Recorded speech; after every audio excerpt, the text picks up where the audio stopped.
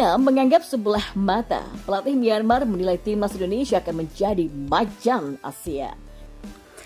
Himbauan penting Sinteyong untuk timnas Indonesia. Tiru leher Messi. Selanjutnya, 7 fakta menarik seleksi timnas U17. Pecahkan rekor postur tubuh kiper Min 180 cm. Patriot Garuda coba merangkumnya di sini.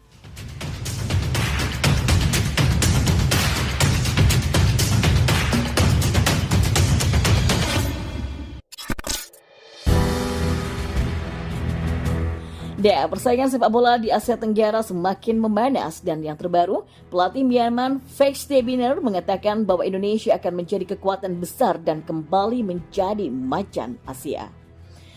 Setelah menjadi pelatih sepak bola di Malaysia, yakni 3 tahun melatih di Selangor, Indonesia adalah powerhouse di Asia Tenggara. Kata pelatih asal Jerman tersebut. Selain itu, mantan pelatih Jerman usia dini ini menyatakan bahwa pemain muda Indonesia punya kualitas yang bagus. Para pendukung dan pemain mudanya punya kualitas, ucapnya. Selanjutnya, Feinstein-Banner mengatakan bahwa untuk kembali menjadi macan Asia, Indonesia harus melakukan perbaikan dari berbagai sektor, salah satunya adalah akademi yang bagus. Indonesia harus punya struktur pengurus dan akademi sepak bola yang bagus. Kalau semua itu dilakukan dengan baik, maka Indonesia bisa menjadi kekuatan di Asia, ungkapnya. Sementara itu sebelumnya pelatih Vietnam yaitu Philippe Troussier menyatakan bahwa Indonesia tidak masuk dalam peta persaingan menuju Piala Dunia 2026. Pelatih asal Prancis itu malah menyebut bahwa saingan terkuatnya di Asia Tenggara adalah timnas Thailand. Adapun timnas Indonesia dan Vietnam akan bertemu dalam perhelatan Piala Asia 2023 dan keduanya tergabung dalam satu grup bersama Jepang dan juga Irak. Coach Sinteyong ternyata pernah menghimbau hal penting untuk para pemain timnas Indonesia terkait cara main Lionel Messi. Menurut Sinteyong, ada cara unik Lionel Messi yang patut ditiru oleh para punggawa timnas Indonesia, yakni cara dia memanfaatkan pergerakan lehernya. Di depan para punggawa timnas Indonesia, Sinteyong menegaskan Lionel Messi tak pernah terlalu banyak berlari saat berada di dalam lapangan.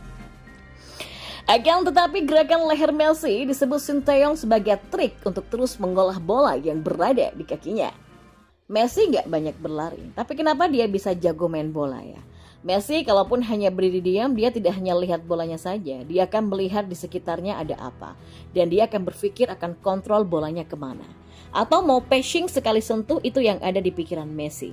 Coba kalian tonton permainan Messi seperti apa. Lehernya tidak hanya diam, bergerak-gerak terus. Lihat, berpikir, bergerak, selesai. Main bola seperti itu saja, kata Sinteyong yang dikutip dari short YouTube Tommy Deski pada Minggu 16 Juli. Pelatih asal Korea Selatan itu bahkan tak meragukan keahlian para pemain timnas, akan tetapi jika mereka tetap bermain tanpa berpikir, maka akan susah untuk mengalami perkembangan. Bukannya kalian gak jago main bola, jago. Tapi kelemahan kita itu tidak berpikir. Karena tidak berpikir maka tidak ada perkembangan. Jelas Sinteyong. Sinteyong juga menambahkan jika sekelas Messi pun masih harus terus belajar setiap waktunya. Beralih ke berita selanjutnya. Seleksi tim nasional Indonesia Timnas U17 untuk Piala Dunia U17 berlangsung di beberapa tempat di Indonesia. Mulai dari Jawa Timur, Bali, Nusa Tenggara Timur, Papua, dan Nusa Tenggara Barat, juga Maluku. Ayo berikan yang terbaik untuk diri sendiri dan buat Garuda, kata Ketua Umum PSSI Erick Thohir ketika bertatap muka dengan peserta seleksi pemain Timnas U17 di Kabupaten Gianyar, Bali pada Minggu 16 Juli 2023. Berkaitan dengan itu, berikut adalah sederet fakta yang menarik tentang seleksi Timnas U17 selengkapnya. Yang pertama, Provinsi Bali pecahkan rekor. Ketua Umum PSSI Erick Thohir menjelaskan Provinsi Bali mampu memecahkan rekor dengan jumlah peserta seleksi sampai 947 orang. Proses seleksi di Bali berlangsung di pemusatan latihan klub Bali United di Pantai Purnama Gianyar pada 15 sampai 16 Juli 2023. Jumlah peserta di Bali unggul 5 kali lipat dari Bandung dan juga Palembang. Bali menjadi tempat ketiga dari 12 yang akan dilangsungkan seleksi pemain Timnas U17. Sebelum itu telah berlangsung seleksi di Palembang dan Bandung dengan calon peserta masing-masing berjumlah 187 dan 147. Terdapat 4 pemain dari Bandung yang terpilih, sementara dari Palembang terdapat 2 pemain yang terpilih. Peserta yang lolos akan bergabung dalam pemusatan latihan.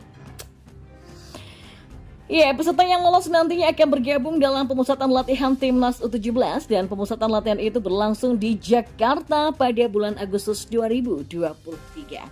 Nanti di Jakarta akan diseleksi ulang untuk dikirim ke Jerman, kata Erik. Setelah itu, para peserta akan diseleksi ulang untuk dikirim latihan ke Jerman yang berlangsung sekitar 1,5 sampai 2 bulan. Hasil akhirnya pun yakni sebanyak 22 pemain akan mengikuti Piala Dunia U17 2023. Yang kedua, poin penilaian meliputi kemampuan taktikal.